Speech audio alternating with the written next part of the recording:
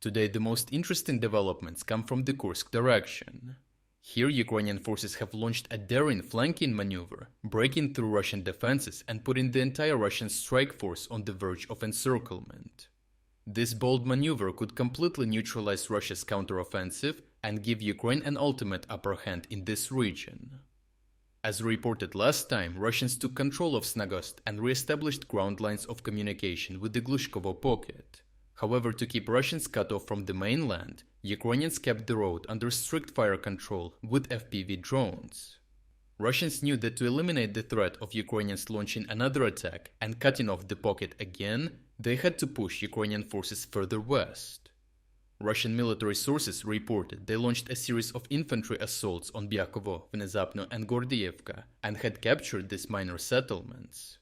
Russians launched a spearhead mechanized assault on the settlement of Liubimovka, a slightly larger settlement that Ukrainians are able to use as a launching point for future offensive actions. Taking control of Liubimovka would allow Russians to sever the Sudzha-Korenevo road and cut off and outflank Ukrainian positions further to the north.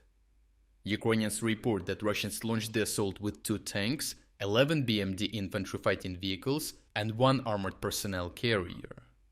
Geolocated footage shows how Ukrainians destroyed the Russian armor as it advanced toward the town with anti-tank mines, Javelin ATGMs, and FPV drones mounted with anti-tank weapons.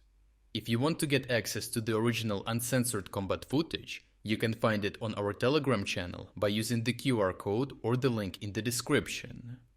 Interestingly, the BMD-2 vehicles that Russians used for their assault belong to Russian VDV airborne infantry units.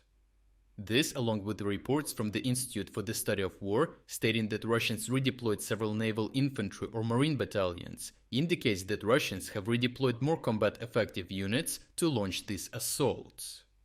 Most other Russian units along the front line in Kursk are either conscripts, Donbas volunteers, police, or even just guards of military facilities.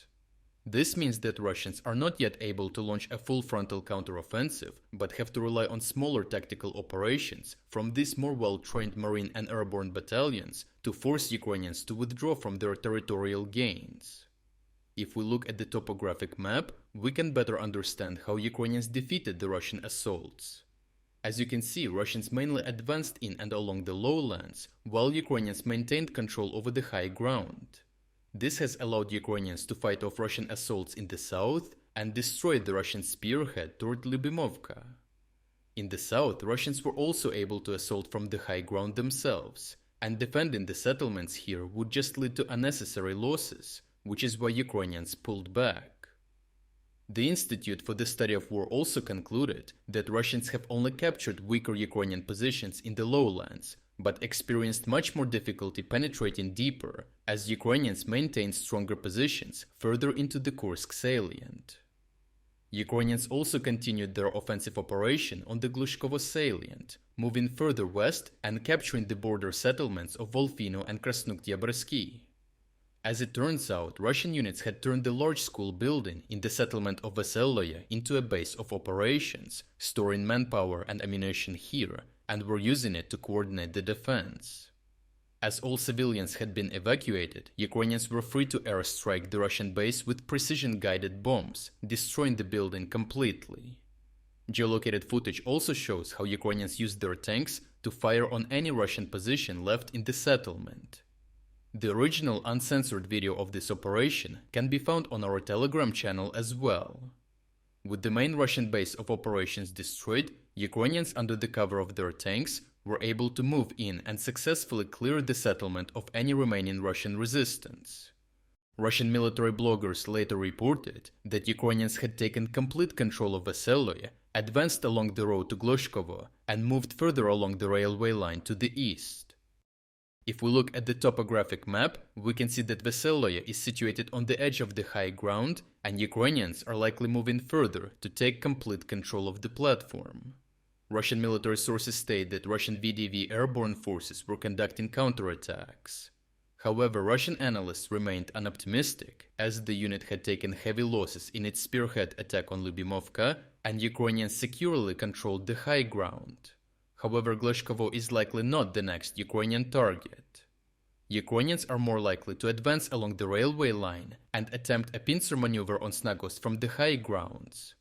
This would put most of the Russian Marine and Airborne Assault Group in encirclement and completely dismantle the Russian counteroffensive attempt on the Kursk salient.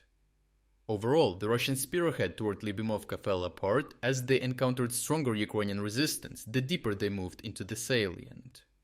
Ukrainians were also able to effectively utilize the high ground advantage to dismantle both the spearhead towards Liubimovka and the infantry assaults on the settlements to the south. Moreover, after the fall of Veseloye, Ukrainians could swiftly secure large parts of the Glushkovo highlands. This will serve as the launching pad and allow for the final blow, in which Ukrainians will cut off the Russian Marine and Airborne Assault Group by launching a pincer maneuver from the high grounds. If you're against the invasion of Ukraine and you want to support the work that I am doing, consider making a purchase in the online store UA Supporter. Here you can find a lot of products with Ukrainian symbols to not only show your support for this channel, but also for Ukraine. The link to the online store is in the description. Thank you for watching this report, and I will see you in the next one.